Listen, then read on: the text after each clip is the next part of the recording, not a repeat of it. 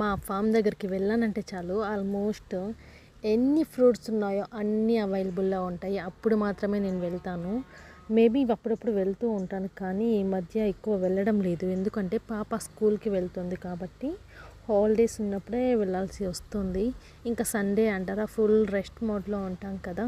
So ఇంకెలాగో ఇప్పుడు summer holidays start అయ్యాయని చెప్పేసి మా పాపని ఫామ్ దగ్గరికి అయితే తీసుకొని వెళ్ళాము. బై వాకే వెళ్ళాను.